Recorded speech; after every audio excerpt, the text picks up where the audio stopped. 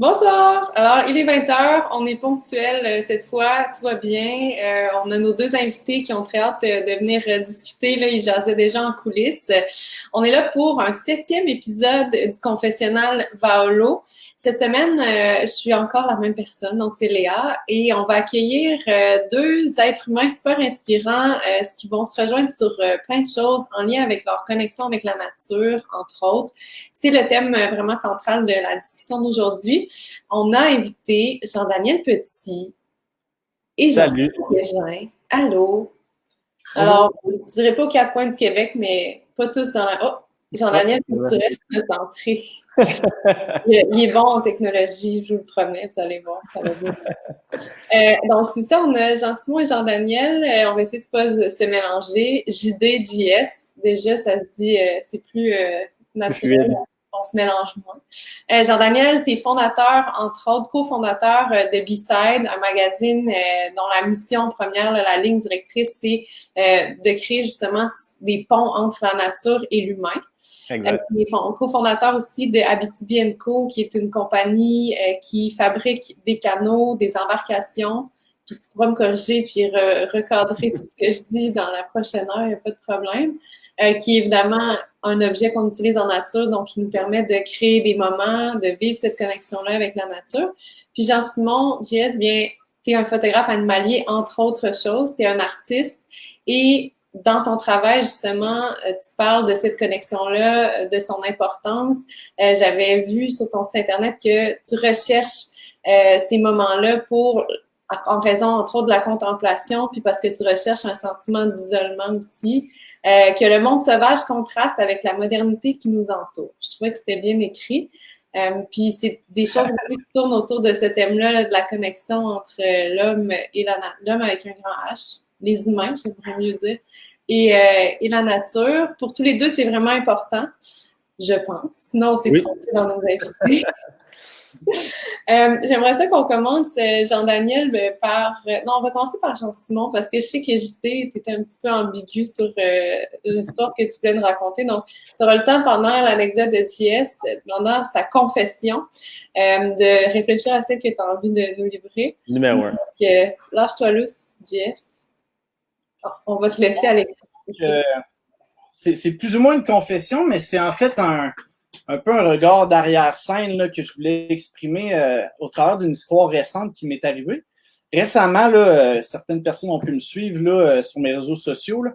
Je suis allé en Abitibi. Donc, c'était la première fois de ma vie que j'allais dans ce territoire-là, étonnamment, sachant qu'il y a plein d'espèces et que c'est un territoire vaste et naturel. Puis, j'étais allé là-bas dans l'objectif d'aller photographier les grèbes jougris. C'est un tout petit oiseau. Même beaucoup de gens là-bas connaissent pas cet oiseau-là, mais il est à peu près gros comme ça. C'est un oiseau qui a une parade nuptiale là, assez hallucinante. Là. Ils vont faire des espèces de cris, puis bref, je pourrais vous en parler longtemps. Mais j'allais là pour ça. Et j'ai réalisé assez rapidement, en me rendant, j'étais principalement à Rouyn-Noranda, parce que cet oiseau-là niche dans les lacs même de la ville, que l'espèce j'avais un peu idéalisé les lacs, idéalisé l'Abitibi. C'est pas négatif non plus ce que je dis là, mais il y a une histoire d'industrialisation puis d'usine à Rouen que quand vous allez là-bas, vous allez réaliser que c'est assez présent. Puis en fait, les oiseaux que je photographiais étaient principalement dans des lacs, des anciens lacs miniers. Puis quand tu le sais pas, le lac peut avoir l'air assez normal, mais par le passé, il y a eu des déversements là, sans aucun contrôle de plusieurs produits chimiques, plusieurs résidus miniers. Donc, qu'est-ce qui se passe? C'est que les lacs sont en partie très propres. L'eau qui est sur le dessus est assez propre, mais tout ce qui est dans le fond, c'est-à-dire la boue, le fond, tous les sédiments, je ne sais pas, il y en a épais comment, mais c'est rempli de métaux lourds et c'est hyper toxique. Et j'ai vécu un parallèle assez intéressant puisque je suis allé un peu plus tard dans mon voyage, après avoir photographié les grèbes et avoir fait certaines images justement des grèbes à gauche derrière une nature fleurissante, flamboyante, et à droite avec un background d'usine et de complètement apocalyptique. Au même endroit, je suis allé dans un endroit à Val-d'Or qui m'avait été conseillé pour observer une autre espèce d'oiseau que j'avais pas prévu observer, et il s'agissait du cygne trompette. Fait que tout le monde connaît c'est quoi un cygne à peu près, là, à quoi ça ressemble. Il y a différentes variétés, dont le cygne trompette. qui a déjà été très présent au Québec. Et il a été réintroduit. Et ce cygne-là, en fait, comme vous pouvez voir en image, là, c'est un des oiseaux les plus gracieux que j'ai vu de ma vie. C'était la première fois que j'avais la chance de l'observer. Et sans faire cet oiseau-là, peu importe l'angle que je prenais, peu importe ce qu'il faisait, c'était toujours majestueux. Il a jamais l'air niaiseux, il est toujours beau. Il va se gratter, un cygne, ça, c'est assez immense. Puis c'est ça qui est assez drôle, c'est que normalement, quand on recherche des oiseaux comme le grèbe, c'est tout petit, on prend des jumelles et tout, mais dès que tu arrives sur le lac, 2 gros spots blancs, c'est gros, plus gros qu'une bernache. Si vous avez déjà vu une bernache, c'est le plus gros oiseau que j'ai vu de ma vie. Là. Fait que, tu sais, je dirais, là, je n'ai pas eu à côté de moi, mais c'est immense comme oiseau. Et donc, c'est ça. Toutes les images que vous voyez là, d'apparence, c'est de l'esthétisme. J'ai voulu refléter justement ce couple de signes-là qui était majestueux, beau dans son environnement. Mais ce que la photo ne dit pas, puis ce que justement mon anecdote, je veux compter, c'est qu'à plusieurs reprises dans ma vie, je vais faire une image, mais les gens n'ont aucune idée du contexte. Puis pour ces signes-là, moi, je ne savais pas que c'était un lac qui avait déjà été un lac de résidus miniers. En apparence, ça faisait longtemps de ça. Le lac avait l'air sain, puis c'est un des lacs qui a le plus d'oiseaux migrateurs dessus. Donc, je mets mes cuissards, c'est des gros, des waders, là, des grosses bottes.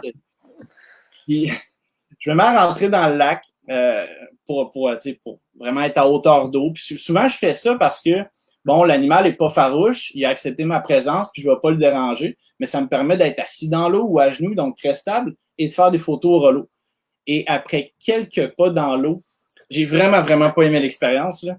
Il y a une boue orange fluo, exactement comme quand vous prenez un verre d'eau, là, puis vous mettez des gouttes de colorant alimentaire dedans, puis ça fait... Il y a comme des nuages. Les lampes à lave, là.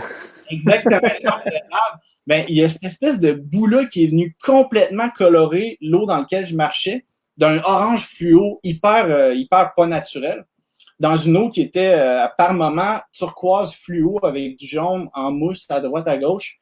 Puis je marchais, puis plus je marchais sur des espèces de déchets. Il y avait carrément des pneus, je sais même pas c'était quoi, c'était vraiment insécurisant parce qu'à tout moment, j'ai l'impression que j'allais tomber dans un trou, tout ça.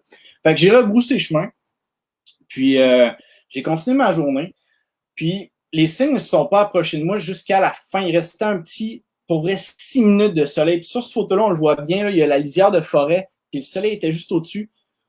Puis il y a eu un gros déchirement entre moi en disant, bon, il faut que je sois au relot, j'ai pas le choix, je sais pas qu'est-ce qu'il y a en dessous dans ce boîte-là, mais je me suis pitché à plat ventre, les coudes dans cette boîte chimique-là.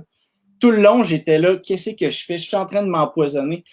Puis, je trouve que le parallèle, justement, en cette photo-là, qui a l'air d'une pureté, qui a l'air d'un paysage hyper naturel, hyper sain, avec l'espèce de déchet qui était en dessous de toute cette beauté-là. Oui, il y a du lait. Oui, il y a la trace que l'humain a laissée sans avoir nécessairement réfléchi avant de le faire ou n'était pas conscient en le faisant, surtout à cette époque-là. Mais il y a aussi la preuve que la nature, peu importe ce qu'on va y faire comme dommage, le temps, la nature va reprendre possession et le temps, puis elle va juste suivre son cours pour justement redevenir ce qu'elle était. Puis cette beauté-là, je pense que c'est la preuve, c'est une petite preuve à petite échelle qu'on a beau détruire, on a beau être là, un jour ou l'autre, la nature va toujours être ce qu'elle est et reprendre sa place qui lui est due. On entend. Je crois que ça coupe. Non. Pardon, j'ai pas entendu. Il y a un écho qui est dû à, je crois, peut-être les écouteurs ou quelque chose comme ça. Ou ça va? Ça va. OK. C'est chez moi, peut-être. Ouais, Judith, tu viens de l'Abitibi. Est-ce que tu connaissais ce lac-là ou pas du tout? Ben oui, je pense que le lac Ossisco à Rouyn-Noranda, il y a beaucoup d'histoires par rapport à ça. Puis ce qui est intéressant, c'est que Richard Desjardins est probablement un des plus bels ambassadeurs de la région. C'est un poète, c'est un musicien exceptionnel, mais c'est aussi quelqu'un qui avait une voix forte par rapport aux enjeux environnementaux, les enjeux d'industrialisation, la réalité des mines en Abitibi. Puis je pense que maintenant, en redécouvrant son œuvre musicale, on est capable de se replonger quoi ça ressemblait justement là, 30, 40, 50, 60, 100 ans quand ça a été fondé. Et par contre, je dois dire que en Abitibi, il y a quand même 22 000 lacs. Et tu sais, il y en a quelques dizaines, peut-être centaines, que oui, il y a on appelle ça nous autres des slams, là, donc tu sais, des dômes de mines, mais il y a des lacs exceptionnels qui tu sais, c'est un lac à peu près 6 habitants, là, donc c'est quand même fou la quantité d'eau. Puis je pense que le contraste que Jess a parlé, c'est que souvent, comme Abitibi, on prend pour acquis l'eau, le lac. Quand j'ai déménagé à Montréal, moi, je me suis rendu compte que j'étais peut-être précieux sur les espaces d'eau. Tu sais, je me cherchais un terrain sur le bord de l'eau, puis tout ça, puis c'est de là que t'es pas plus que 3-4 kilomètres, je trouvais ça petit, là. Puis finalement, je me suis rendu compte que c'est quand même rare. Exact. Donc, c'est important de se rappeler quand même ces contrastes-là, là, puis tu as totalement raison, là, il y a comme une beauté, puis un côté déchirant dans la région. Mais je pense que c'est un endroit à découvrir, puis il y a tellement de beaux spots, là, fait que... Magnifique image. En passant, c'est 2 oiseaux que j'avais jamais vus, même si j'ai passé 20 ans là-bas. Non, mais en parenthèse, c'est hyper rare. Là. Selon les observateurs, il n'était pas là la veille. Je suis arrivé le jour, il était là. Puis le lendemain matin, j'ai dormi sur place là, une nuit assez froide, là, inconfortable là, dans mon auto. Le lendemain matin, il y avait la brume qui se lève, le plus beau lever de soleil que j'ai vu de toute pas toute ma vie, mais tu sais, quelque chose d'assez phénoménal. Puis là, la brume qui se lève, les 2 signes qui sont là, il me restait un genre de 10 minutes, puis j'avais la photo, puis pouf, ils se sont mis à décoller, là, puis ils sont partis du lac. Fait que j'ai pas eu phénoménal. Puis c'est vrai ce que j'ai dit, je veux pas dépeindre, je suis encore en amour avec l'Abitibi, puis j'y retourne d'ailleurs au mois de juin, à la fin juin. Parce que c'est un territoire immense. Il y a tellement de lacs et de nature sauvage. Puis, puis souvent, on laisse beaucoup de côté le Témiscamingue. C'est comme le Saguenay puis le lac Saint-Jean. L'Abitibi-Témiscamingue, c'est tellement grand comme territoire que souvent on dit l'Abitibi, puis on parle pas du Témiscamingue, mais le Témiscamingue aussi, c'est un endroit qui a des pins exceptionnels. Le lac Kipawa, le lac Témiscamingue, la rivière, les chutes Hollywood, justement, la rivière Kipawa, c'est des lieux qui sont extraordinaires. Et je pense que c'est surtout maintenant, là, avec le confinement, on va redécouvrir notre Québec. Ça, c'est des endroits en road trip là, qui c'est un peu du voyagement à l'état sauvage, dans le sens où il n'y a pas beaucoup de structures, il n'y a pas de structure hôtelière, il n'y a pas beaucoup d'infrastructures, mais ça laisse place beaucoup au camping, au vélo touriste, à se promener dans le bois en autonomie. Là. Puis je pense qu'il y a beaucoup, beaucoup de possibilités différentes. Puis j'aime ça, ce qu'il vient de noter, là, on pourra en revenir, là, mais comme tu dis, le confinement, puis le fait que on n'a pas accès aux hôtels, aux motels, à quoi que ce soit, ce qui nous pousse beaucoup à devenir autonome, puis comparativement, là, juste qu'on prenne le temps de comprendre qu'au Québec, là, ce qu'on a vécu avec le COVID, puis le confinement, comparé par exemple à des collègues photographes à moi qui sont en France, puis qui ne pouvaient pas sortir de leur maison, la chance qu'on avait de pouvoir encore aller marcher, puis la chance aussi qu'on a d'avoir un territoire, comme tu l'as décrit, qu'on peut se dire demain, je pars dans mon auto, je me fais une tente, puis je m'en vais dans le sauvage. Il n'y a vraiment pas beaucoup de monde sur la planète Terre qui a ça. De plus en plus. Puis je pense que justement, le confinement puis le fait qu'on soit obligé de rester au Québec cet été, ça va donner à beaucoup de Québécois, à beaucoup de gens, en fait, la chance de pouvoir se réapproprier le territoire qui a toujours été là, qui n'ont jamais vraiment pris le temps de regarder parce que il y a toujours un voyage qui est pas trop cher et qui est ailleurs. Toujours aller ailleurs, alors qu'il y a une richesse. Moi, je regardais tantôt sur ton site d'Abitibi-Co le vidéo du lac Kipawa. Ouais. Puis ça, c'est le genre de vidéo, c'est 2 minutes à peu près qui dure. Ça m'a complètement ému. La musique, la beauté de cet espace-là. Puis c'est au travers de des vidéos comme ça, des choses comme ça que les gens vont avoir le goût de plus en plus d'aller explorer par eux-mêmes. Comprendre que notre nature, elle comporte peu de risques quand on sait comment s'y aventurer. Puis il y a beaucoup d'histoires reliées à ces lieux-là. Les Américains avaient quasiment dominé la nature québécoise, jadis, avant que les ZEC puis la CEPAC soient structurés. C'était tous des clubs privés. Puis justement, le lac Kipawa avec la rivière Kipawa, au pied de la rivière Kipawa, il y a un domaine qui est là. C'est M. Scott Sorensen qui est propriétaire de ça. Ça se jette dans le lac Témiscamingue. C'est un des plus beaux endroits que moi j'ai vu. C'était une propriété du propriétaire des Yankees de New York à l'époque. Puis lui, il amenait les joueurs de baseball, les actrices d'Hollywood sur cette terre-là, au Témiscamingue. Puis tu sais, quand même, faut que tu dises qu'à l'époque, les gens avaient accès à des avions, tout ça, et au lieu de partir ailleurs dans le monde, ils décidaient de se rendre finalement au Témiscamingue. Et avec toutes les options que eux comportaient, et c'est vraiment très c'est ça, foisonnant d'histoire. Je veux pas me tromper, mais l'auteur de La Servante écarlate, elle a un chalet, un petit chalet sur le lac Kipawa, puis à chaque année, elle va écrire là-bas. Il y a beaucoup de relations avec les communautés autochtones. Tu sais, quand on parle de tout ce cycle nomade-là, de pouvoir se promener sur le territoire, prélever des ressources, mais revenir quand les ressources sont prêtes après 15 ans, 20 ans, 25 ans, c'est beaucoup présent là-bas. Puis, c'est une nature qui est assez variée. Tu sais, là, on voit, là, ça, c'est un canal, la baie du canal qui est super belle pour aller faire du kayak, du canot, faire, tu sais, sauter sur des parois rocheuses. L'eau est translucide, et l'eau est tellement profonde qu'elle est noire. Et c'est ça, c'est tellement pluriel là, comme forêt. Puis c'est à quelques heures de Toronto, de Montréal. Donc, c'est ça. Moi, c'est des endroits que j'aime parce que c'est sauvage, tu as besoin de te déplacer, tu as besoin de te rendre inconfort. On disait qu'avec Abitibi-Benco, la nature récompense les braves, mais quand tu es un peu brave, justement, tu te retrouves sur cette pointe-là, tu sais, c'est du camping en autonomie, c'est moi qui nage. Puis, tu sais, l'eau, elle est tellement creuse, puis là, on a quasiment l'impression d'être sur Mars. Et tout de suite après cette scène-là, je suis allé pêcher, j'ai pogné un achigan directement dans la fosse.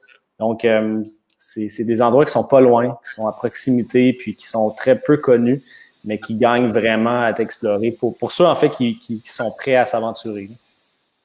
Je tiens à dire que Jean-Daniel n'est pas payé par l'Association touristique de l'Abitibi-Témiscamingue. Non, pas du tout. J'ai aucun intérêt là-dedans, mais c'est drôle parce que moi, j'ai dû quitter l'Abitibi pour l'apprécier.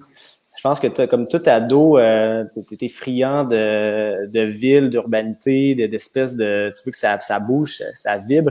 Puis, j'ai jamais apprécié l'Abitibi autant que maintenant, que je suis plus loin. Puis c'est peut-être, je pense que c'est quelque chose qui arrive dans tout, là, c'est quand que tu perds quelque chose ou t'en es rendu détaché, que tu réalises à quel point c'était unique. Là. Mais je pense que quand j'habitais là-bas, je réalisais pas à quel point c'était aussi exceptionnel. Puis maintenant que je suis loin, ben là, je suis capable de peut-être le réaliser avec le contraste. Là.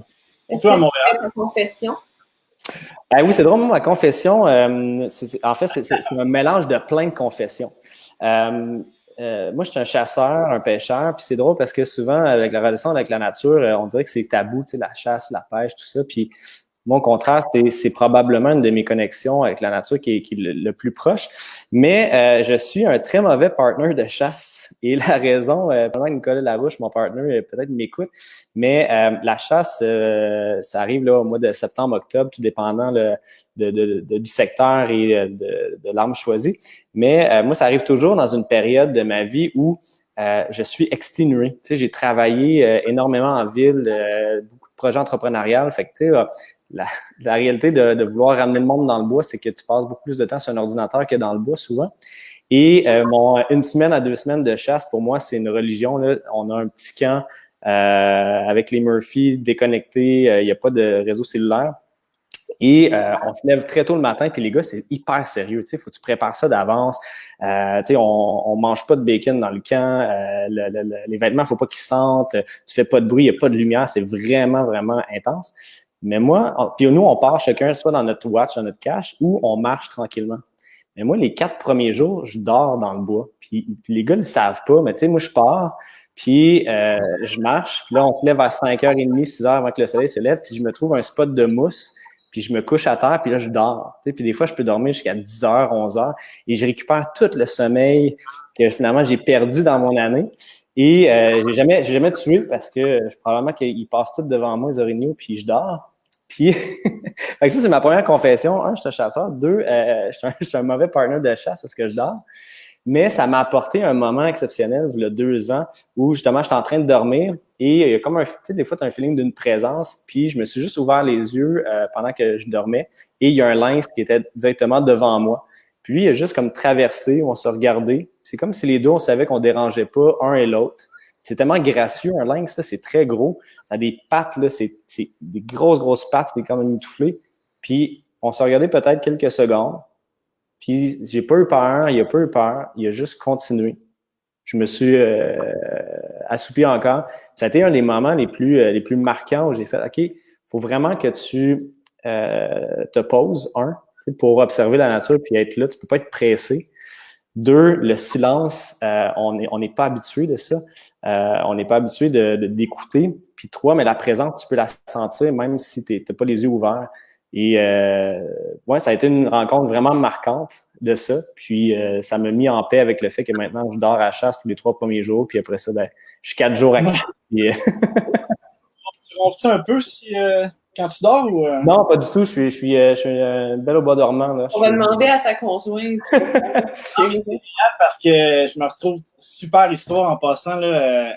Juste te rappeler que c'est une chance d'une vie ce que tu as vécu. Là.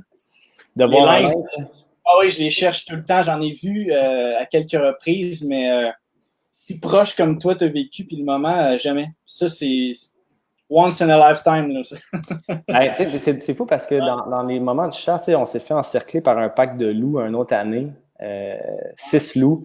Puis, je peux dire, je me suis pas senti gros dans mes shorts, justement. Puis, tu sais, il y a plein d'histoires. Moi, ça m'apporte beaucoup de vivacité parce que c'est rare que tu passes 7 jours dans le bois, pas de téléphone. Puis, tu sais, il y a un rituel. Tu sais, moi, j'arrive dans le bois, ben là, je mets mon cellulaire, mes clés, mon portefeuille, ça reste dans le char. Puis là, ben, j'ai mon couteau, j'ai mon GPS, puis tu as du feu, là.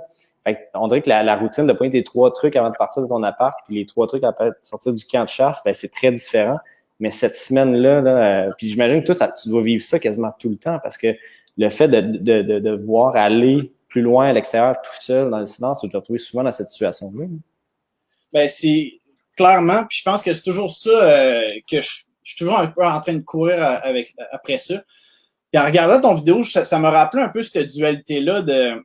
Là, en ce moment, je suis à la maison, puis je suis dans mon bureau, puis on a accès quand même assez facilement à un très grand confort, un certain mode de vie qui exige peu. C'est-à-dire qu'on est facile de se nourrir, on a un toit, on n'a pas des conditions météorologiques, si on parle de l'hiver, qui sont trop rudes, pas de tornades. Quand on va dans le bois, il n'y a pas de serpents vénéneux. C'est ça que je disais tantôt, qu'il n'y a pas de danger. Mais dans cette modernité-là, quand je regardais justement la vidéo, tantôt j'écoutais la musique, ça me plonge toujours en une espèce de dualité.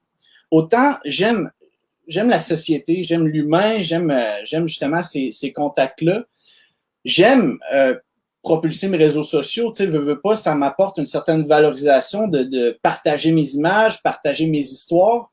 Je m'en suis donné un peu une mission de justement être le pont entre la nature et la ville, surtout durant le confinement, parce qu'il y a plusieurs personnes qui ne pouvaient pas sortir de leur maison, donc apporter cette nature-là. Mais il y a un côté de moi qui n'aime pas ça du tout. Cette technologie-là, cette rapidité-là. Veux pas, je suis un entrepreneur comme toi, il faut gagner de l'argent dans la vie là, si on veut faire certaines choses, avoir des moyens, justement. L'argent, c'est un moyen, justement, de faire des expéditions, c'est un moyen de faire bien des choses. Et justement, cette dualité-là me pousse toujours à dire, quand je suis dans le bois, je m'en vais un peu en évasion. Je m'en vais me libérer, puis je m'en vais me retrouver. Tu sais, quand tu disais que tu étais dans le bois, couché, dans la mousse de sphinx, la mousse verte qu'on connaît bien, là, qui est, selon moi, la chose la plus confortable pour faire une sieste. D'ailleurs, je suis pas un chasseur, mais j'ai plein d'amis chasseurs, puis mon travail de photographe, ça ressemble beaucoup à ce que tu vas faire quand tu vas chasser, c'est-à-dire, je vais me placer en affût, je vais attendre, puis je vais devenir invisible et partie intégrante de la nature. Donc, ça m'arrive de m'endormir dans des affûts, c'est juste que moi, je ronfle, puis il n'y a pas de linge qui vient dans ce temps-là. Mais tu vois, c'est ça que quand on est en nature, on se retrouve dans cette communion-là, cette espèce de moment-là qu'on se retrouve à notre état plus sauvage, on se retrouve nous-mêmes. Et c'est accessible à tous d'aller prendre une journée ou 2 dans le bois. C'est très facile. Et parallèlement, quand je suis dans le bois, ça t'est sûrement déjà arrivé, après 4-5 jours, 2-3 jours, même si on aime ça, même si on est bien, puis qu'on est dans cette espèce de communion-là, à se retrouver, à vivre à vivre des choses qui sont plus rudimentaires, plus à la base de notre existence, eh bien, on a toujours une partie de notre esprit qui est là, je m'ennuie un peu de mon confort, je m'ennuie de ma blonde, je m'ennuie de me faire un bon café, un bon bain chaud. Un bon bain chaud après 3-4 jours à l'humidité dans une tente, on y pense beaucoup. Ouais.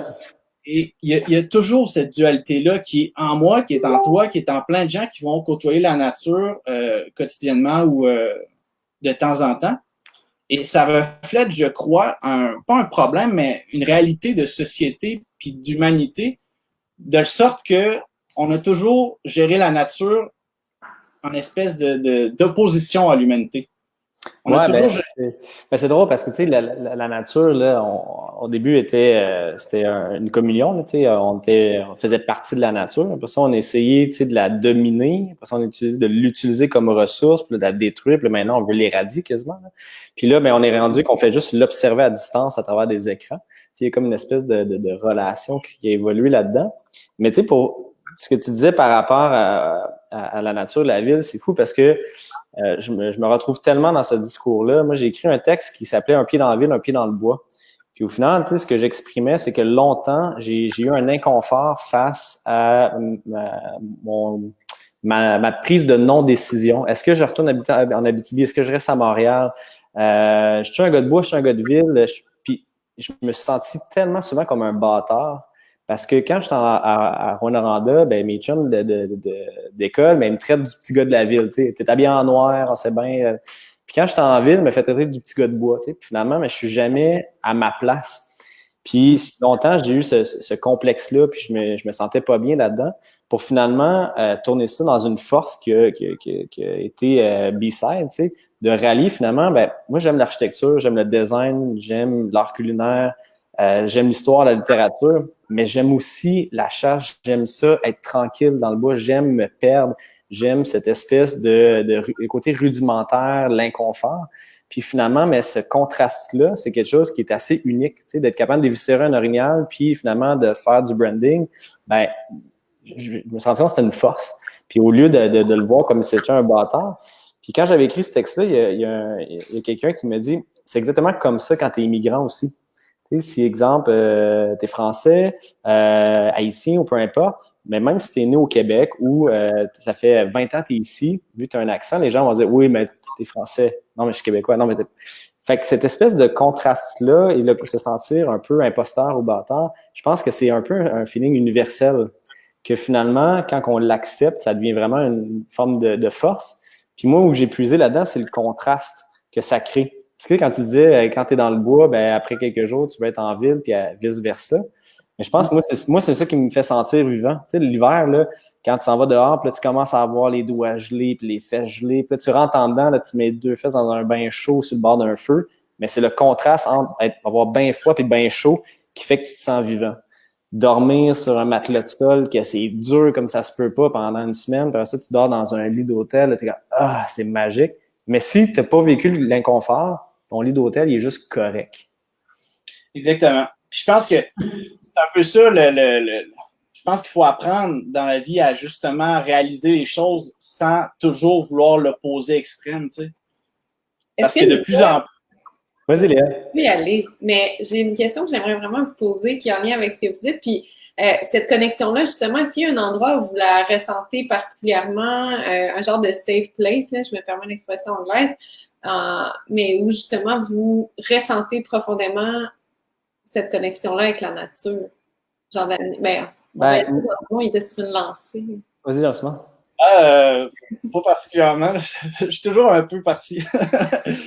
Mais de plus en plus, là, à l'époque, là, parce que c'est sûr que ça fait longtemps que je multiplie les expéditions en nature puis que je côtoie, mais de plus en plus, je me satisfais de peu. À l'époque, je voulais la shot, je voulais l'animal, je voulais toujours sortir et avoir la shot. Toujours voir quelque chose, toujours. Et ça m'a apporté beaucoup pas de tristesse, mais de déception. C'est-à-dire que j'associais souvent, j'irai pas, je verrai rien, tout ça. Et j'ai appris avec le temps à comprendre que le réel cadeau et la réelle valeur de mes sorties, elle se situait pas dans ce que je ramenais. Puis la majeure partie de mes meilleurs souvenirs, c'est quand j'avais pas la caméra, quand j'ai manqué une shot, quand j'ai juste mis la caméra de côté, puis regardé l'animal ou passé juste du temps. Et avec les années, ce que j'apprécie le plus, puis c'est pas un endroit en particulier, bien que pour moi, mon endroit fétiche où je sors le plus souvent, c'est le secteur des Grands Jardins, le parc national des Grands Jardins, ou la réserve faunique de Laurentides, parce que c'est le secteur qui est le plus proche. C'est une végétation que j'adore. Là. Il y a des brûlis. C'est comme si on était dans le nord, mais vraiment plus proche de Québec. Mais maintenant, c'est vraiment n'importe quel moment. C'est plus des ambiances, puis c'est surtout, je dirais, mon endroit refuge, c'est le silence d'une forêt. On entend un oiseau ou deux, là, mais ce que je préfère le plus dans le bois, c'est quand il n'y a absolument rien. Le silence aujourd'hui, c'est rendu quelque chose de tellement rare que quand on l'entend, on se surprend maintenant. Puis à cause du confinement, il y a beaucoup de gens qui se sont surpris à entendre les oiseaux en ville, ce qui semble complètement hallucinant parce que il n'y a pas plus d'oiseaux qu'avant. Il y a juste moins de bruit. Il y a moins d'auto. C'est drôle parce que le silence, c'est bruyant. Tu sais, quand tu es tout seul dans le bois, là, tu te rends compte que c'est quand même bruyant, même si c'est confrontant. Tu sais, comme tu dis, tu te demandes si je suis en train de virer fou, je fais-tu de la couffaine, y a-tu quelque chose? Non, effectivement. Puis l'image, parce que ça me reste dans la tête quand tu as parlé de la mousse, parce que c'est pas tout le monde qui a vécu ça, mais quand on parlait d'un endroit, là, une des choses que j'aime le plus faire, c'est justement après une journée de photo, tu te lèves tôt, là, je me lève à 3 heures ce temps-ci là, pour attraper les premières lueurs du lever de soleil. Puis à 9 heures, là, la lumière est trop haute, puis j'arrête de photographier, puis souvent je fais une sieste dans le bois. Puis juste me coucher dans la mousse, puis regarder les petites plantes, la micro-vie, il y a plein de petits insectes, des petites plantes, des petits champignons. C'est comme, plus tu t'attardes à regarder les choses qui sont simples, plus tu découvres un monde, puis tu deviens vraiment en paix avec ça, puis ça devient ça ta récompense. Ouais. Ouais. Ça résume un peu l'endroit où je me sens mieux. Partout, finalement. C'est partout, mais je pense que ça commence à l'intérieur. C'est ça que je voulais dire. Plus c'est un travail intérieur qui fait que tu te mets à apprécier peu importe où en nature après. Est-ce que JD, il y a un endroit en particulier ou c'est plus un sentiment global aussi? Ben moi, c'est dans un bain en cœur, dans un hôtel. Ouais, hein? Non, moi, mon happy place, en fait, ça a toujours été l'eau. Je me rends compte qu'un lac, ça fait de meilleur job qu'un psychologue là, de mon côté. Quand je vire un peu fou, là, j'ai besoin de ça, cette espèce de calme-là d'un lac, l'eau, d'être dedans. Tu sais, souvent, là, je peux me retrouver à juste plonger puis rester en petite boule dans le fond de l'eau, tu sais, cette espèce de côté saut là. Puis je me suis bâti en fait un peu un projet de vie avec ma femme le 7 ans. On a acheté un petit terrain sur le bord de l'eau dans la Naudière, puis on s'est construit une maison qui avait été dessinée par des architectes, qui était un peu le projet. On l'a construit ensemble avec mon père. J'ai pris 8 semaines de congé pour construire ça. Toutes mes amis sont venus mettre main à la pâte. Le grand-père à Chanel, son père, les deux grands-parents, les oncles, les tantes. Puis j'ai tellement de souvenirs, de beaux moments, puis plein d'erreurs qu'on a faites dans ce projet-là. Mais ça, c'est comme mon happy place parfait parce que c'est à l'image de mon contraste. C'est un bâtiment qui a une empreinte un peu design architectural, qui est entouré de bois. On n'a pas coupé les arbres face au lac. On est entouré vraiment d'arbres.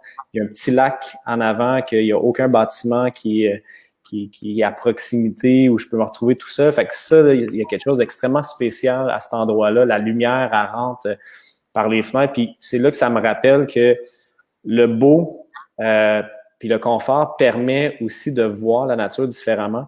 Des énormes fenêtres, ça remplace des photos, des tableaux, parce que tu sais, les saisons ils changent. Puis moi, ça a été un peu une forme de réalisation que pour ramener le monde dans le bois, il faut utiliser le beau. Il faut utiliser des choses que, tu sais, on parle de la mousse, là, il y a très peu de gens qui ont vécu le feeling de mousse. Mais si je te parle d'être assis devant un feu de foyer dans une pièce architecturalement qui est très belle, qui te fait sentir bien, mais ça, c'est probablement le premier step pour t'amener dans le bois. Puis là, peut-être que tu vas sortir du chalet pour aller apprécier, puis un jour, tu vas te rendre jusqu'à la mousse, mais ça Happy Place-là me fait réaliser que pour ramener les gens à s'intéresser à la nature, il faut partir de où ils sont et non pas de où nous, on est rendu. Parce que on peut avoir l'air des hurluburlus ou des gens qui sont trop extrêmes ou des fois, on est trop dans notre tête, on devient des poètes ou peu importe. Mais si on repart à la base, puis ce qu'on aime, c'est être bien avec du monde qu'on aime, on aime se sentir physiquement bien, mentalement bien. Le côté culturel, il est extrêmement fort pour ça, là. Tu sais, l'expérience de bouffe, l'expérience de musique, l'expérience visuelle, sonore. Fait que, ouais, ça, Happy Place, pour moi, a été un peu une réalisation de ce qui me rendait heureux puis du potentiel que la beauté peut avoir sur l'humain et donc sur la nature après. Est-ce que vous sentez que c'est vraiment beau? J'étais totalement dans ce que vous dites. J'étais dans le bois, j'étais partout. Je me suis roulée dans la mousse. Ouais, le feeling de mousse, c'est rendu quelque chose, là. Ouais, exact. Pour les petites plantes en forêt, tu sais, c'est vraiment beau. Puis c'est fascinant de partout où ça pousse aussi, sur les roches, sur les arbres. Ouais, puis on va se le dire aussi, la nature, c'est chiant des fois, là. Tu sais, on se fait pas de cachette, là, en ce moment, là, c'est le temps des mouches, là. C'est quelque chose, là. Je veux dire, c'est pas... J'ai pas vécu les mouches en Abitibi, j'étais quand même... moi, tout le monde m'en a parlé depuis longtemps. Dans 3 semaines. C'est arrivé juste avant. Ben oui, c'est pas juste beau avec des calinos puis des arcs-en-ciel puis des papillons, là. Le bois, c'est rough aussi des fois, puis c'est pas tout le temps confortable. Est-ce que votre... Vas-y. Ah, c'est tannant de ne pas être face à face des fois. Ça, c'est la chose qui est tannant. Je poursuivre, là. Je vais poursuivre parce que j'ai vraiment plein de questions que j'ai vraiment envie de savoir les réponses. Puis je suis sûre qu'il y a d'autres personnes qui aimeraient ça. Est-ce que votre connexion justement à la nature, vous l'avez toujours sentie aussi forte ou vous avez, te parlais entre autres du moment où tu as quitté pour la ville. Comment ça s'est traduit pour vous, cette connexion-là, au gré du temps? Puis comment elle a été créée en vous finalement? Ben c'est changeant, c'est pas linéaire, c'est comme un peu un equalizer, tu sais, d'un système de son là. Moi, plus je me sens mal, je me sens pas bien, tu sais. Moi, je me sentais désintégré là, tu sais, quand que j'ai trop de stress, j'ai trop de choses dans ma tête, je vois pas bien. C'est comme le moment où que j'oublie que j'avais besoin de la nature. Puis là, souvent, je me retrouve dans le bois, puis je suis comme attends, genre j'avais tellement besoin de ça. Puis il y a des moments où que je la prends pour acquise, que finalement, tu sais, fait que pour moi, c'est changeant. C'est vraiment un contraste, mais c'est beaucoup dicté sur comment je me sens comme humain. Puis, je pense que plus je suis conscient quand je suis présent, plus là, je me rappelle de l'effet que ça me donne. Donc, peut-être en vieillissant, j'ai un petit peu plus cette conscience-là, mais pour moi, ça évolue à chaque semaine, à chaque année. C'est très différent. Je suis d'accord complètement avec ce que tu dis, là. Probablement que, comme toi... j'ai grandi en allant en nature, donc c'est pas quelque chose qui m'était étranger à la base. Donc, c'est assez difficile pour moi de savoir comment je suis entré dans ça, parce que je pense pas jamais l'avoir quitté. Moi, j'ai grandi dans une banlieue qui s'appelle Cap-Rouge, à Québec, et une belle banlieue, puis j'avais une rivière à côté de chez moi, puis c'est peu, là, quand c'est un parc, une rivière linéaire avec des arbres, tout ça. C'est pas immense, mais quand t'es petit, c'est tout un éveil qui se fait.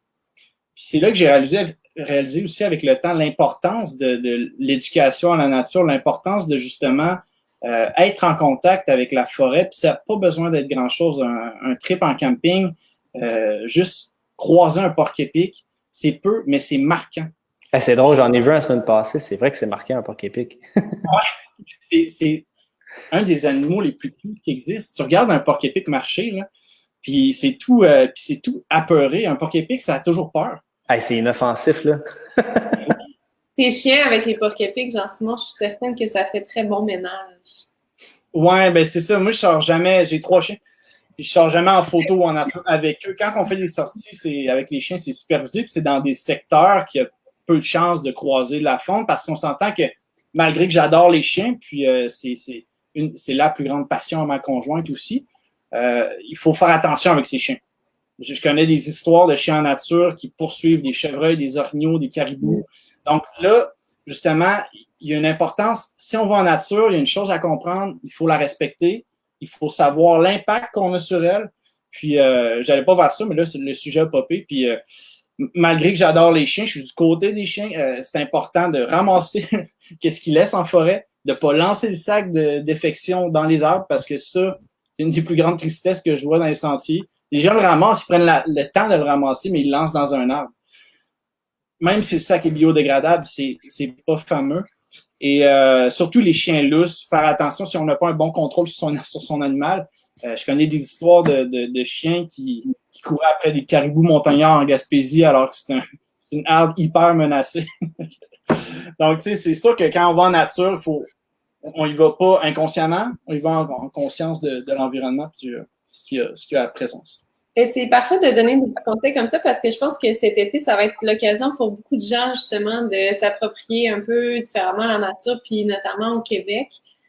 Qu'est-ce que vous donneriez comme conseil peut-être à quelqu'un qui veut juste vivre ses premiers instants un peu de connexion avec la nature? On laisse-tu le cellulaire de côté? Qu'est-ce que vous leur diriez comme genre de premier moi, je me sens tout le temps imposteur de donner des conseils parce que je sais pas, tu sais, ça dépend tellement de tout le monde, mais peut-être la seule chose, c'est embrasser un sentiment de liberté. On est tellement conditionné depuis qu'on est tout petit à suivre des règlements. Fais pas ci, fais pas ça, touche pas à ça. Puis tu sais, un enfant, là, quand tu l'observes, là, la première chose qu'il va voir, c'est qu'il veut voir un spot d'eau, il veut sauter les 2 pieds dedans, puis genre être dans la boîte. Puis il veut monter sur un arbre, puis il veut faire ci, puis ça, toute sa jeunesse, on lui dit non, mets-toi dans une cour d'école avec des grillages, après ça, étudie assis sur un truc. Tu sais, mais la nature, là, ce qu'on réalise pas, c'est le pouvoir de liberté. Quand tu t'en vas dans le bois sauvage, tu sais, mettons qui n'est pas un parc national, sortez de la trail, marchez n'importe où, assoyez-vous n'importe où. Tu sais, ce sentiment-là de liberté, là, ça va vous ramener un sentiment d'enfant. Et c'est fou comment c'est trippant. Là, là la créativité, elle va embarquer au bout. Là. Tu sais, dans le bois, là, t'as toutes les possibilités. Là. Il y a un écrivain, M. Louvain, qui parle des loose parts. Tu sais, un peu un jeu de mécano, mais le bois, là, c'est un jeu de mécano, c'est stéroïde. Là. T'as des feuilles, des branches, t'as n'importe quelle possibilité, mais je pense que ça, ce serait le plus beau conseil de juste ressoyer un enfant, tu sais, jouer dans l'eau, déconner, pitcher des roches, faites juste être libre. Ayez pas ce côté-là de règlement. Puis oui, tout le respect de la nature, mais ouais, mettez-vous pas une limite parce que je pense que de reconnecter avec l'enfant en soi qui veut se pitcher dans l'eau, les 2 pieds dans la boîte, mais ça, c'est merveilleux. Là.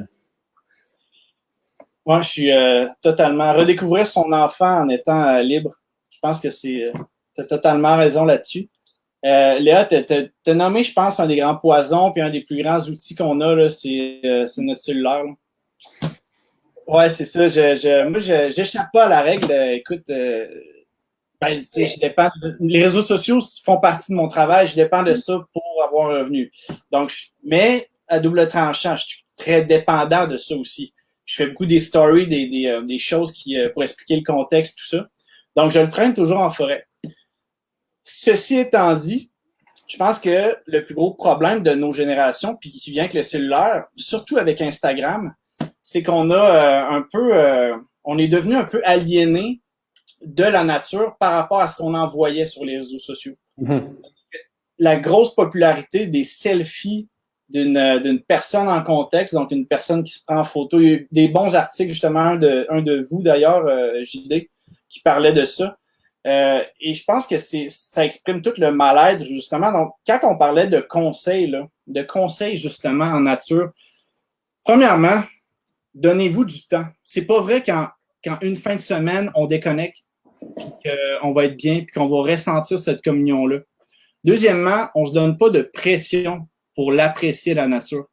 La nature demande du temps. La nature demande justement un abandon de nos routines quotidiennes. Et un cellulaire qu'on ouvre à chaque 5 minutes, 10 minutes, ça se perd pas en une fin de semaine. C'est pas une routine qui s'oublie en une fin de semaine. Troisièmement, en fait, je pense que c'est important d'oublier son image personnelle quand on va en nature. C'est-à-dire que, justement, le problème du cellulaire, c'est qu'on veut montrer à notre cercle d'amis, on veut montrer aux gens qu'on est en contact avec la nature, alors que tout ce qu'on fait, c'est se montrer nous-mêmes, puis être dans l'ego de justement se placer devant la nature. Alors qu'une photo simplement du lac serait beaucoup plus positive comme souvenir, puis comme statement, si on parle de réseaux sociaux et qu'est-ce qui est cool ou pas. Ouais, puis tu sais, c'est vrai ce que tu dis. Puis tu sais, cette notion-là, mettons du cellulaire, moi je suis beaucoup dans tout ce qui me rend créatif là. Tu sais, pour moi, le sentiment de voyage, c'est quand je suis, j'ai plus rien dans ma tête. Fait que là, mon cerveau devient libre à gober de la nouvelle information. Puis ça vient quand je suis passé à beaucoup d'étapes de l'ennui. Tu sais, je pense que les études disent qu'on s'ennuie à toutes les 8 secondes à peu près. Là, puis c'est pas mal ça quand tu attends l'autobus ou que tu checkes tout le temps ton cellulaire, tu sais, aux 8 secondes. Là. Mais si tu ne checkes pas ça, là, au début, tu vas t'ennuyer. Après ça, quand tu vas commencer à trop t'ennuyer, tu vas commencer à gosser sur quelque chose. Tu vas gosser avec un bout de bois. Tu vas vouloir aller plus loin. Puis là, à un moment donné, quand tu vas commencer à gosser, là, ton cerveau va tomber dans une espèce de forme de créativité parce que il veut s'occuper. Puis ça, là, c'est super puissant. Puis c'est là que tu mentionnais, ça prend après 2-3 jours, là, c'est sentir que tu es vraiment déconnecté. Mais après 2 jours, moi, je me sens comme si j'avais pris une semaine de vacances en ville, si je prends 2 jours dans le bois. Mais moi, c'est surtout cette capacité-là à remettre mon cerveau dans un état de... Il est capable d'en prendre. Tu sais, l'éponge est pas pleine d'eau. Puis ça, là, c'est super important là, d'être capable de revenir à un... Parce que ça, on va virer fou, tu sais, psychologiquement, là, tu sais, c'est difficile là, de rester sain. Là.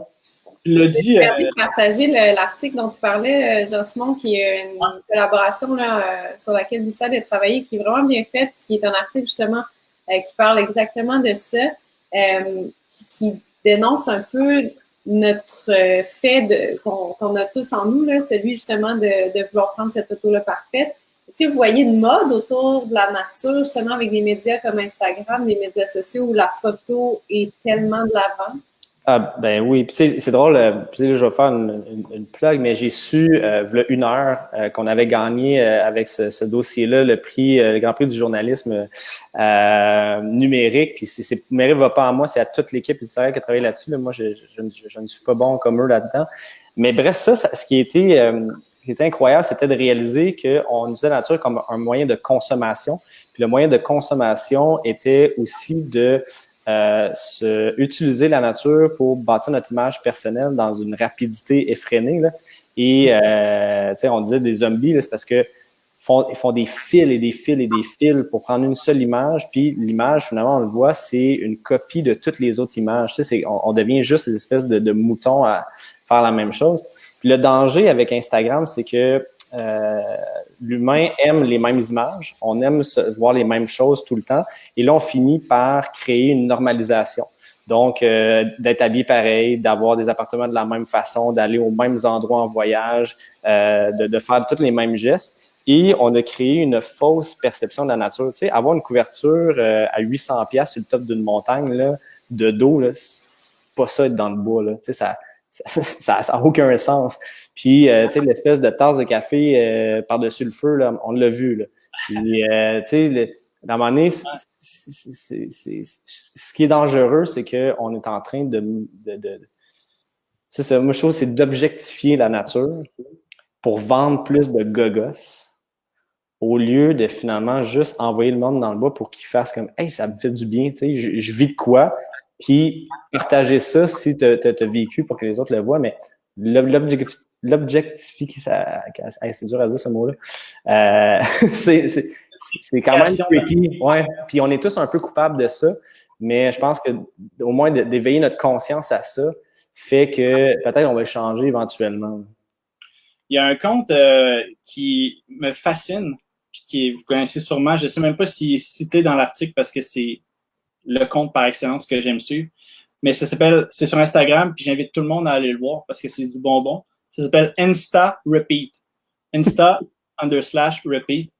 Puis c'est tout, ça va être drôle ce que je vais faire, mais c'est toutes des images en fait, là, oups, comme ça, de plein d'accounts sur Instagram. Puis ce qui répertorie, dans le fond, ce compte-là, c'est tous les mêmes angles, mais de plein d'accounts partout dans le monde. Puis ça démontre factuellement exactement, en fait, bon, c'est le fun à voir justement à quel point c'est rendu aliéné ce qu'on voit et ce qu'on vit. Puis, d'un autre côté, parce qu'il y a 2 revers à la médaille, pour que la nature, puis pour que la nature se porte mieux, en fait, elle dépend de quoi? Elle dépend d'avoir une visibilité, puis elle dépend d'avoir une économie. Parce que c'est pas vrai qu'en faisant des manifestations, en tout cas, c'est ce que j'ai réalisé, personnellement, c'est pas vrai qu'en faisant des manifestations, en faisant des discours à saveur un peu agressif contre les multinationales, les déforestations, etc., on va changer les choses. Moi, j'ai foi qu'on peut changer les choses en créant une économie d'écotourisme, une économie bienveillante pour la nature qui génère de l'économie, de l'argent, en fait, en prenant soin de la nature. Et ça passe par, justement, les parcs nationaux. Ce qu'on veut pas voir, c'est ça, un amoncellement trop intense de gens. Je pense que le problème, c'est que, justement, on a peu d'endroits en nature, on a peu d'accès à la nature. Et pour les néophytes et les gens qui sont peu à l'aise à aller eux-mêmes dans la forêt, se lancer seuls, c'est vrai, ça peut être épeurant quand tu n'as jamais fait ça. Eh bien, ils vont tous se diriger vers les parcs nationaux. Puis, il n'y en a pas une tonne. Il y en a à côté de Québec, là, si vous connaissez le parc de la Jacques-Cartier, quand il est ouvert, là, c'était tellement rempli. Il n'y a pas tellement moyen d'apprécier le silence ou la nature quand il y a une file de 200 personnes derrière toi dans le sentier, là. Donc, je pense que la démocratisation du territoire, et là, je parle de tout ce qui est des réserves, les ZEC, les territoires qui sont non classés au public, qui sont souvent réservés à des forestières. Puis je veux pas les démoniser non plus, là. C'est juste que je pense que il faut repenser notre économie par rapport à la nature. Et ça passe par le développement d'activités d'écotourisme.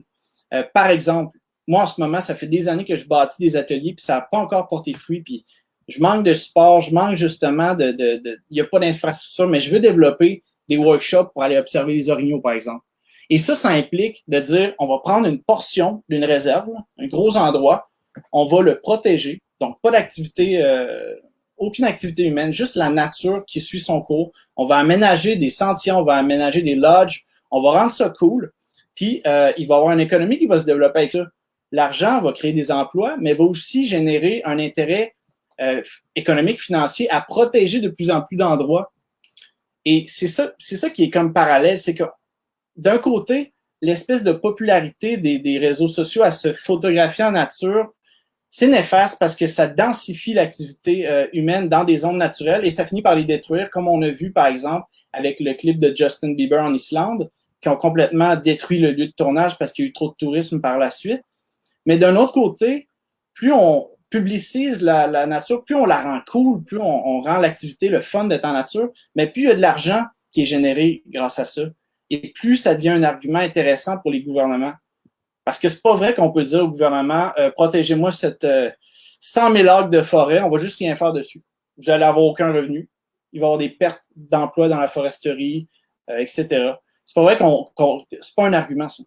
En fait, je pense que c'est comme moi je vois ça comme un écosystème, tu sais, le mouvement environnementaliste, dans le sens où on a besoin des activistes qui vont crier au fort puis montrer qu'il y a des problèmes. Après ça, on va avoir besoin des gens qui vont suivre ça. Puis après ça, on a besoin de toute l'échelle, en fait, d'activisme.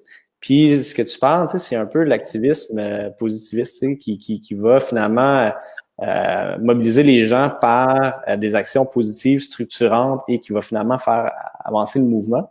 Puis moi, je ramène tout le temps à, on protège ce qu'on connaît puis ce qu'on aime. Puis le problème, c'est que souvent, on connaît pas beaucoup la nature. Puis vu qu'on la connaît pas beaucoup, mais on peut pas dire qu'on l'aime. Fait que vu qu'on l'aime pas, on peut pas la protéger. Puis, je pense que c'est important de juste ramener à est-ce que tu connais la nature ou est-ce que tu as eu un contact positif avec la nature? Parce qu'il y a plein de gens qui ont eu un premier contact qui est négatif. Puis c'est dur d'aimer quelque chose après ça. Puis souvent, on va d'un côté, on crée un objet autour de la nature, puis de l'autre côté, on l'idéalise. Puis, on oublie toutes les embûches que ça peut faire. Le fait qu'il y ait des gens qui n'ont pas accès à la nature parce qu'ils ont un manque de fonds, manque d'équipement, manque de transport, Fait qu'il faut comme trouver une façon collective, puis l'image peut permettre ça, de voyager puis d'apprendre à aimer la nature. Mais c'est ça, juste de trouver une façon de se rapprocher pour aimer ça. Puis après, on va être capable de... c'est ça. Vas-y, Léa, excuse-moi. Je vais montrer, votre manifeste de B-Side, je le trouve super inspirant, puis c'est vraiment... Je trouve que ça résume quand même l'idée d'aller à la rencontre de la nature. Puis j'aimerais ça qu'on l'écoute, c'est 1 minute 16, puis c'est vraiment super bien fait. Parfait. Ben oui, certain. Je fais juste gagner du temps pendant que je clique sur le bon onglet. Ben, Jean-Simon, tu vas aimer ça. En fait, c'est toutes des images qu'on a prises l'équipe de B-Side, l'équipe de beaucoup de Julien Robert et tout ça. Là, fait que, est-ce que vous avez le son? Juste m'en assurer. Oui, on entend bien. Parfait. On y va.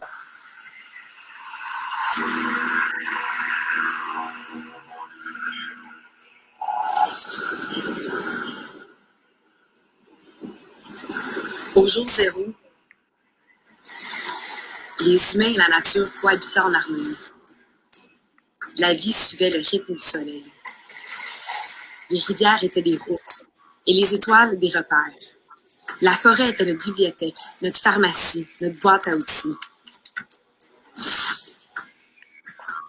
Au fil du temps, ces liens se sont rompus et nous cherchons des façons de les retisser. Pour nous, le jour zéro, c'est aujourd'hui.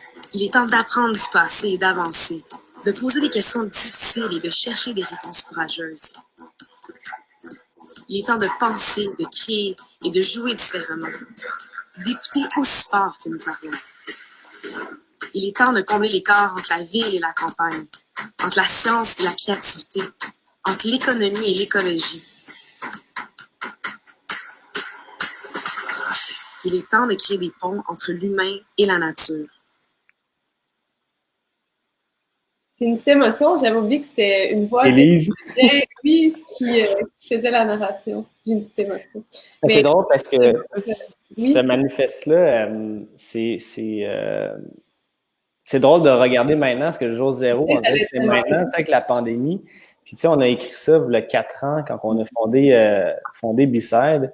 Puis, pour nous, c'était tout simplement de rappeler que de faire un retour à la nature pour aux traditions, c'est pas une vision qui est passéiste ou une vision qui est folklorique. Tu sais, c'est vraiment de s'outiller pour l'avenir. Puis l'avenir, mais va passer par la technologie, va passer par l'intelligence artificielle, va passer aussi par des activations à échelle humaine. Quand on parle, tu sais, de la permaculture, quand on parle de la décroissance. Fait que c'est ce contraste-là entre plein de choses. Puis, moi, j'ai l'industrie de la créativité, fait que c'est toujours ça, là, tu sais, de prendre deux choses qui n'existent pas ou qui vont pas ensemble, puis de les mêler ensemble. Puis c'était ça l'objectif de B-Side, de dire, ben, la nature, c'est pas le plein air. Tu sais, la nature, ça peut être autant le côté scientifique, le côté de la ville. Tu sais, il y a plus de biodiversité dans le Highline à New York qu'il y en a dans plusieurs parcs nationaux. Puis c'est ça, c'est d'unir des mondes différents parce que, tu sais, si tu veux convaincre, exemple, Donald Trump de protéger la nature, tu peux pas lui dire, hey, c'est super important, ce lieu-là de biodiversité. Il va falloir que tu lui dises, hey, Donald, veux-tu faire du cash en tabarouette? Puis là, il va dire, ah ouais, OK, peut-être je vais t'écouter. Puis là, il faut que tu l'amènes graduellement à dire, ah, mais si tu veux faire du cash, mais finalement, on va investir dans la technologie, ça va être débile mental. Pour l'amener peut-être à dire que c'est de l'éolien ou c'est telle technologie. Puis c'est un peu ça, ramener le monde dans le bois, c'est pas d'essayer de tout de suite leur dire, va te coucher dans la mousse en plein milieu d'un mois d'octobre puis dormir là, mais c'est plus de dire, ben, peut-être que juste d'aller voir un concert en canot, ce qu'on fait, c'est suffisant. C'est ça ton contact avec la nature. D'aller au parc, mets-toi nu-pied. Juste le fait d'enlever tes souliers dans l'herbe, c'est comme, c'est une connexion. Marcher avec un enfant dans une ruelle, dans le bois qui va ralentir, qui va observer les trucs. Fait que c'est juste de retrouver une façon de se rapprocher de la nature, peu importe c'est quoi le lien, que ce soit la bouffe, que ce soit l'art, que ce soit la science, que ce soit le sport, mais d'arrêter de voir la nature comme étant du plein air, une activité physique extérieure. Puis c'est exactement ça. Quand tu as parlé de Trump, là, parce que tantôt, j'ai oublié de dire la prémisse aussi, là, j'ai toujours été, dans le passé, très idéaliste, un peu activiste, de vouloir protéger le 100 hectares de forêt pour aucune raison autre que c'est notre plus grande richesse. Puis j'ai compris qu'il n'y a pas grand monde qui vont comprendre pourquoi je dis que c'est notre plus grande richesse. Et je pense qu'on vient à une époque, justement, de grands compromis. Et plus on avance dans ce domaine-là, plus on réfléchit, plus on s'assagit, puis plus on comprend que, justement, on n'a pas tous grandi dans le même milieu, on n'a pas eu le même contact. Puis tu sais, tu disais, les contacts sont variés, ils peuvent être demain, les pieds dans le gazon, ça peut être ça ton premier contact. Alors que moi, je suis né les pieds dans le gazon, puis j'ai eu la chance de l'avoir très jeune. Donc, pourquoi l'époque de compromis? C'est parce que pour convaincre justement l'économie d'accepter de protéger, il faut qu'on ait un poids économique, il faut que cet argument-là, c'est devenu ça l'argument, l'économie, parce que les gens ont besoin je veux dire, la population ne cesse d'augmenter. Les gens ont besoin d'argent pour se nourrir, les gens ont besoin pour nourrir leur famille et tout. Donc, c'est un peu idyllique de dire on va juste se mettre à protéger la nature, on va se mettre à aller dans les énergies vertes à 100%, tout ça. Il y a une transition, il faut la faire rapidement. il y a des compromis à faire entre cette modernité-là qui va vraiment trop vite pour ce que la nature est capable d'absorber. Et il y a justement un compromis entre une vie très citadine, puis une transition vers un contact vers la nature. Parce que ce que j'ai aimé tantôt, c'est que tu as dit, c'est ce que vous faites avec B-Side, c'est une mission, c'est d'aller faire ce pont-là entre les gens qui n'ont pas ce contact-là, rentrer par l'émotion, par le beau, dans leur cœur, puis aller chercher une émotion. Une fois qu'on touche quelqu'un avec une émotion par rapport à la nature, il vit un moment, il regarde vos images, il lit votre reportage. Moi, je fais la même chose avec mes photos. Je vais aller toucher par cette œuvre, une œuvre d'un oiseau, tout ça. L'émotion de la personne, ben, on vient de toucher à sa vulnérabilité. C'est quand on est vulnérable qu'on est capable de s'ouvrir puis d'être à l'écoute vers de nouveaux modes, de nouvelles idées. Ouais, à 100%. Puis, tu sais, c'est drôle parce que, tu sais, longtemps, tu sais, quand tu parlais de une époque d'activiste, tout ça, puis moi, j'ai un petit frère qui m'impressionne énormément, qui me fait grandir par... C'est quelqu'un qui est beaucoup plus ancré, je pense, dans le mouvement environnementaliste et décroissance et tout, là. Mais une chose que je lui avais mentionnée, c'est si tu es contre quelque chose, les gens ne te suivront pas. Puis tu vas crier fort, puis tu vas finalement te buter à du cynisme, puis tu vas devenir une personne comme un peu comme exécrable, parce que c'est exact. Mais si tu te bats pour quelque chose, les gens vont comprendre pourquoi, puis ils vont te suivre. Les gens, ils suivent le positivisme. Fait que, tu sais, si tu es pour l'environnement, ben t'as pas besoin nécessairement de te battre contre la minière. Tu peux juste te battre pour quelque chose, puis d'être positif.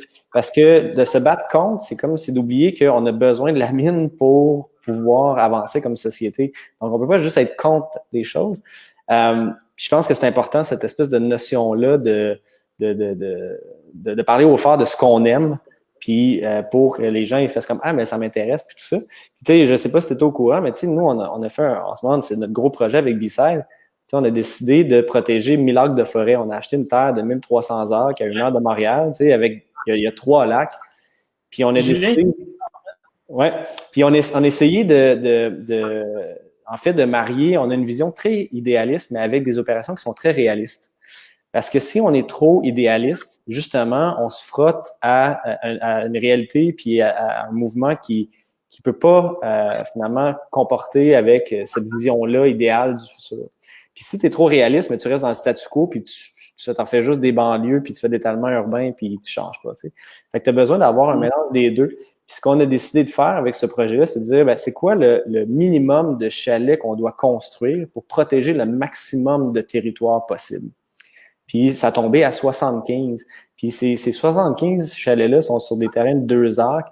Mais là, on a décidé de pousser l'enveloppe architecturale pour bâtir des bâtiments extrêmement beaux, uniques, typiques à notre architecture vernaculaire québécoise, pour ramener le monde dans le bois. Puis après ça, les gens vont pouvoir aller explorer. Fait qu'on développe pas les lacs, on développe pas la forêt ancienne, on développe pas la montagne.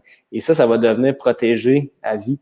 Puis, mais ça aurait été utopique de juste dire au jeune âge de notre entreprise, on achète une terre de 1300 acres. Tu sais, pour le non-initié, c'est 900 terrains de football ou une fois et demie Central Park. Là. C'est gigantesque comme territoire. Mais on devait avoir un modèle d'affaires qui était réaliste. Et je pense que cette dualité-là, moi, j'ai dû finalement l'apprendre avec les années.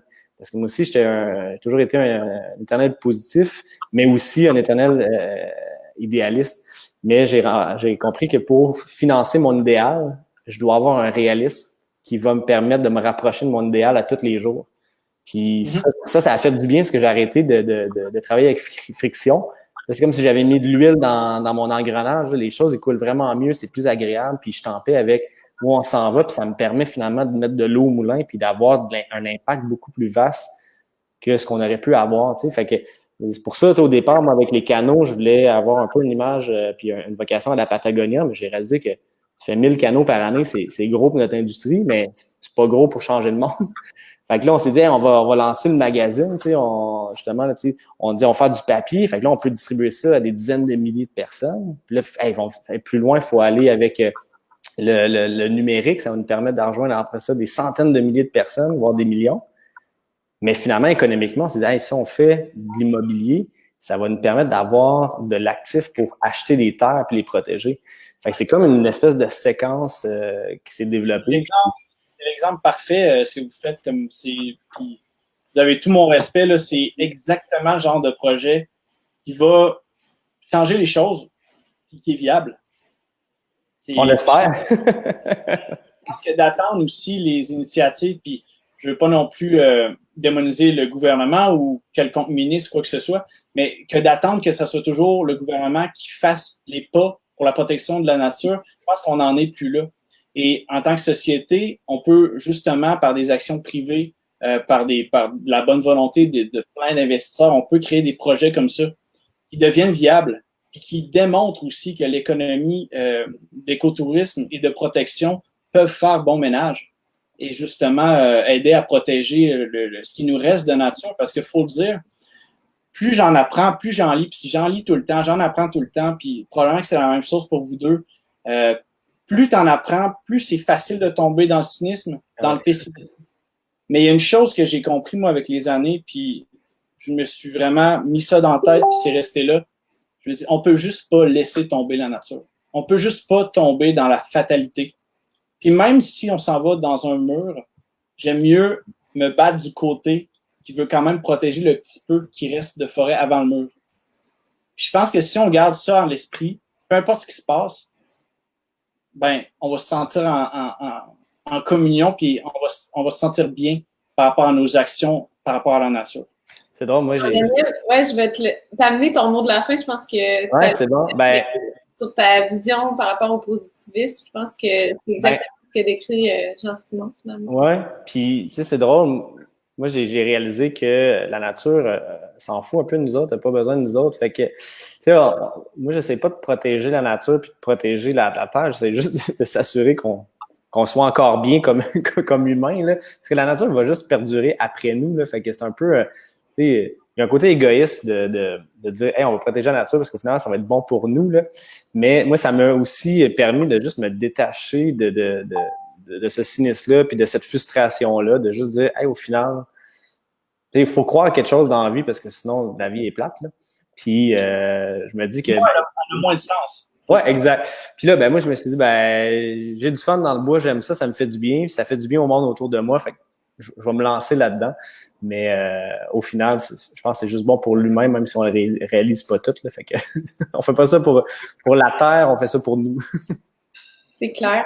Les gars, ça fait déjà 1 heure, ça passe super vite. Vraiment? Je trouve que ça passe vite. Puis je voulais juste vous remercier très sincèrement pour le partage que vous nous avez offert. Puis je pense que vous rejoignez, tu sais, c'est pas un hasard si on avait envie de vous réunir, vous rejoignez vraiment les valeurs de Valo. Vous en avez parlé tout le temps, en fait, au gré de la discussion sur l'impact positif qu'on peut avoir sur une économie qui est durable. Puis je pense que avec des initiatives comme Bicède, avec des initiatives comme celle de, justement, de démocratiser la nature par la photographie, avec un voyage comme chez Valo qui est vraiment axé sur un tourisme durable avec un impact, oui, mais qui est positif. Je pense que c'est des beaux morceaux pour le gros casse-tête qui est devant nous, mais que c'est comme en plaçant peut-être ces petits morceaux-là que le casse-tête va devenir une belle image. C'est tellement poétique. Merci de nous avoir fait rencontrer. Je suis enchanté, Jean-Simon. C'est une belle rencontre, vraiment. Plaisir partagé. J'aimerais ça te rencontrer en vrai quand ça sera possible. N'importe quand tu viens en Abitibi, dans la Naudière, ou dans Schlag, une des 3 places. Je me suis dit, Montréal, c'est beau, mais peut-être la nature, ça vous rejoindrait plus. Tu viendras au terrain dans la Naudière, quand tu veux. Oui, clairement. Il y a surtout la vie animale là, sur le terrain, justement. C'est fou. Le nombre d'animaux qu'il y a là, puis en plus, c'est au printemps, c'est saison des amours, fait que tout est en double, là. Il y a un couple d'aigles blanches, justement, le porc-épic que j'ai vu. Après ça, il y a toujours des chevreuils. Là, finalement, il y a un veau orignal qui est atterri sur le terrain cette année. Fait maintenant, il y a des doubles traces, ours, renard. On a fait faire une caractérisation biologique. Puis des marques, des visons, des carcajous. Pas des carcajous, j'ai fait c'est comme un mini carcajou. Un écureuil. Oui. T'as les marques, t'as les visons, les pécans. Les pécans. Tiens, C'est un pécan, mais c'est super foisonnant, puis c'est vraiment trippant là, de voir ça. Là. Puis à tous les jours, puis j'ai appris aussi beaucoup plus sur les arbres. Je me suis rendu compte que j'étais assez néophyte là-dessus. c'est un autre beau thème, ça aussi. Les arbres. Ben, c'est la nature, mais c'est parce que quand tu rentres dans ce monde-là, là, quand tu commences à t'intéresser à ça, là, même moi, j'ai tellement à apprendre sur les plantes. J'en connais des plantes comestibles, tout ça, mais il y en a plein que je veux apprendre, puis c'est sans. Il n'y a pas de fin. Non. C'est ça qui est beau. C'est ça qui est beau. Malheureusement, c'est notre échange en live. Ben c'est ça, merci encore les gars. Puis nous, de notre côté chez Valo, on continue d'aller de l'avant. On a des explorations qui s'en viennent, qui vont se faire de façon virtuelle. L'académie, dans le fond, on forme des explorateurs. Ils vont certainement aller en Abitibi pour faire découvrir cette région-là. On va miser sur le Québec cette année. Alors, tous les gens qui ont été choisis dans le cadre des explorations Valo, bien, ils vont se lancer dans des formations qu'on va faire en ligne. Alors, on va être dans l'air du temps parce que là, on est face au fait que ça ne peut pas être des rencontres aussi humaines qu'on l'aurait souhaité là, en live, mais je pense que les gens vont vraiment ressortir avec un bagage intéressant. Puis, ça va être des partages aussi, je pense, qui vont vous intéresser, qui vont être sur toutes nos plateformes, donc ça va être à surveiller. Des gens super inspirants qui vont peut-être suivre vos pas, qui sait. Fait que merci beaucoup. Puis bonne canicule. J'espère que vous avez un petit ventilateur ou quelque chose. Avant, t'as vu, mes cheveux sont comme rendus. Je suis rendu boucle d'or là, depuis. J'avoue que j'ai pas vu de changement, mais j'écoutais plus que je regardais vos cheveux. Donc, tu feras le avant-après, ça va être écœurant. ouais, on va dire aux gens de faire ça. C'est un bon clickbait. Regardez les cheveux à Jean-Denis. Puis en termes, Simon pourrait nous montrer ses cheveux parce qu'il m'a confié qu'il y avait des problèmes. Non, mais avec le confinement, pas aller chez le coiffeur, puis avec ma conjointe, j'ai pris la décision de les laisser pousser comme je les ai déjà eus. C'est un excellent. Mais l'entre-deux est vraiment. Voilà. C'est ça, nos cheveux à notre meilleur. J'opte pour la. Salut. Salut. Hey, merci. Salut. Fait que à la prochaine. Merci beaucoup les gars pour votre temps. Ça fait plaisir. Bye Léa. Bye Jean-Simon.